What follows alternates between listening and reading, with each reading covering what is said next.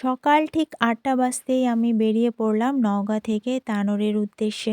কি আর করার, শীতকালীন ছুটি তো শেষ, স্কুলও শুরু হয়ে গেল।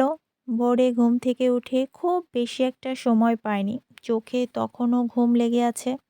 তবু তাড়াতাড়ি উঠে একটু নাস্তা করে রেডি হয়ে নিলাম।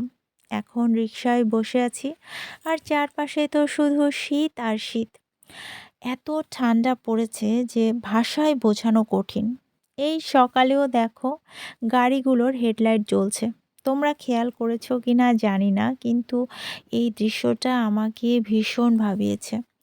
সত্যি বলতে কি, এত ঠান্ডা পড়লে সাধারণ মানুষজনের খুবই কষ্ট হয়। চারদিকে কুয়াশার চাদর, আর এখন তো সারা রাত জুড়েই বৃষ্টির মতো কুয়াশা পড়ছে। তোমাদের এলাকাতেও কেমন বৃষ্টির মতো কুয়াশা পড়ছে? আমাকে কিন্তু কমেন্টে বলে দিও।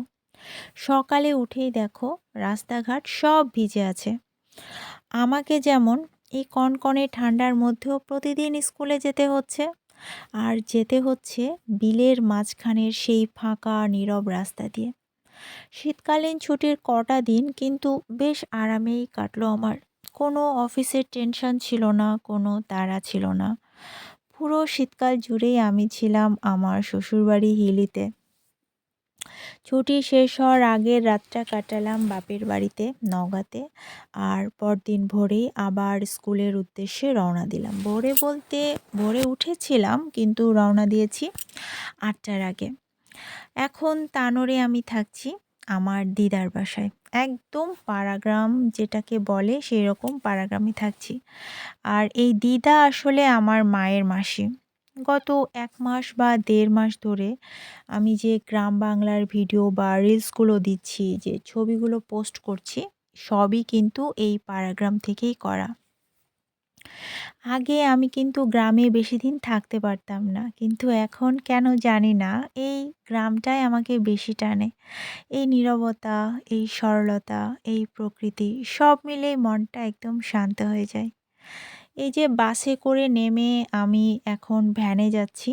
চৌবাড়িয়া নেমেছি। সেখান থেকে সিএনজি বা ভ্যানে করে যাওয়া যায় দরগাডাঙ্গায়। আমি ভ্যান নিয়েছি, আর তারপরে আমার কর্মস্থল। স্কুলে পৌঁছে গেলাম। দেখে মনে হচ্ছে না চারপাশটা কেমন যেন কুয়াশার চাদরে ঢাকা।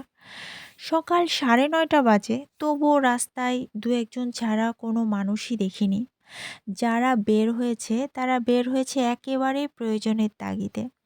যেমন আমি, স্কুল না থাকলে বিশ্বাস করো এখন আমি লেপের ভেতর থেকেই বের হতাম না। এই তো স্কুল থেকে চলে এলাম দিদার বাসায়।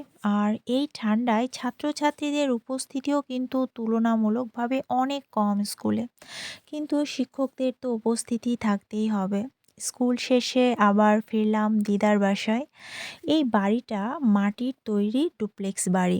বাড়িটা কিন্তু অনেক বড়, কিন্তু থাকার মতো মানুষ খুবই কম। এই বাড়িতেই এখন আমার গ্রাম বাংলার দিনগুলো কেটে যাচ্ছে। শীত, কুয়াশা, নীরবতা আর দায়িত্ব কিছুটা, সব মিলে এক অন্যরকম জীবন। তো বন্ধুরা, কেমন লাগলো আমার আজকের ব্লগ? কমেন্ট করে অবশ্যই জানিও। তোমাদের ভালো লাগায় আমাকে আরও এমন গল্প, আমার জীবনের ছোট ছোট মুহূর্তের গল্প শেয়ার করতে আরও অনুপ্রেরণা দেয়। ভালো লাগলে ভিডিওটিতে একটি লাইক করে দিও। আর সবাই অনেক ভালো থেকো। টাটা।